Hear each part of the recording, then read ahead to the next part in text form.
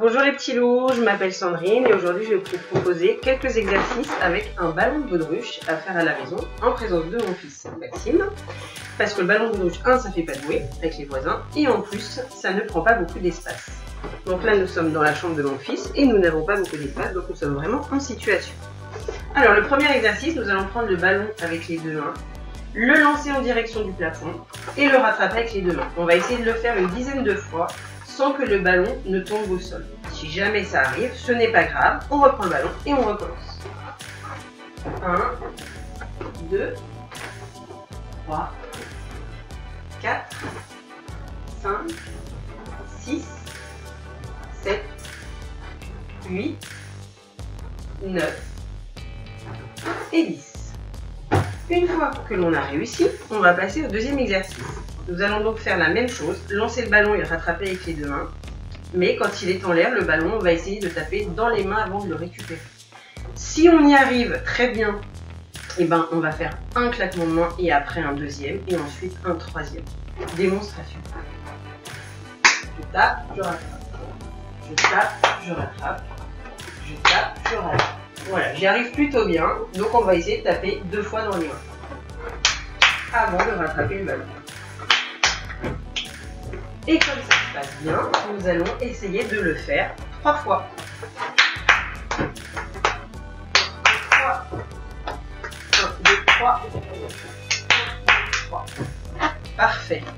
Et quand vous avez réussi cet exercice, vous allez toujours lancer le ballon à 2 mains vers le plafond et tourner sur vous-même un tour complet avant de récupérer le ballon, ayant toujours en tête l'objectif que le ballon ne touche pas le sol. Je lance, je tourne et je rattrape. Je lance, je tourne et je rattrape. Je lance, je tourne et je rattrape. Parfait. Donc là, nous avons travaillé avec les deux mains. Maintenant, nous allons frapper ce ballon avec une seule main. L'objectif étant toujours que le ballon ne touche pas le sol. La main est dirigée, la paume de main, cette partie-là, est dirigée vers le plafond. Et nous allons donc frapper la balle plusieurs fois de la main droite. Démonstration. Voilà, on travaille par petites touches. On ne tape pas très fort sur le ballon pour pouvoir le contrôler. Nous arrêtons. Une fois que nous avons fait une dizaine de touches, nous allons passer avec la main gauche.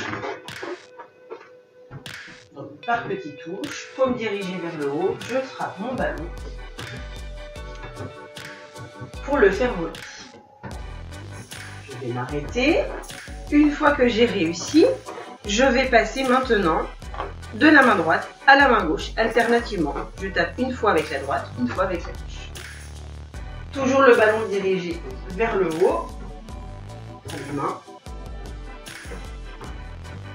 Main droite, main gauche, main droite, main gauche, main droite, main gauche. Parfait. Alors maintenant, nous allons poser le ballon, enfin des deux ballons, et faire des échanges avec notre partenaire. Pour ce faire, nous allons taper le ballon d'abord une fois vers le plafond, comme nous venons de le faire, et ensuite nous le frappons en direction de notre partenaire, ce qui fait 2 touches de balle avant d'envoyer le ballon à l'autre. Vers le haut, vers l'avant, vers le haut, vers l'avant, vers le haut, vers l'avant. Voilà. Nous ne tapons pas très fort sur le ballon pour le contrôler.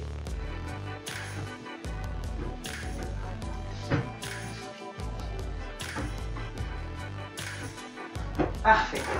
Une fois que vous avez réussi pareil à faire plusieurs échanges avec votre camarade, votre famille, votre frère, votre soeur, votre papa, votre maman, nous allons faire des échanges cette fois-ci en utilisant une seule frappe de balle. La même chose face à face.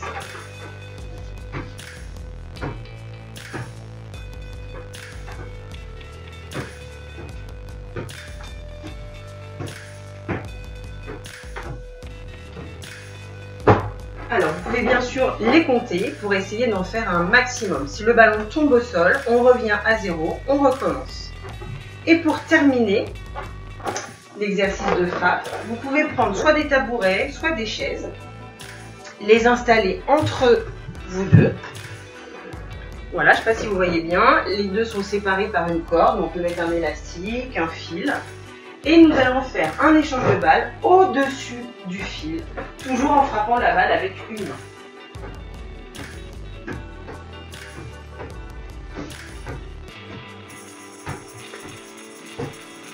L'objectif étant d'en faire un maximum.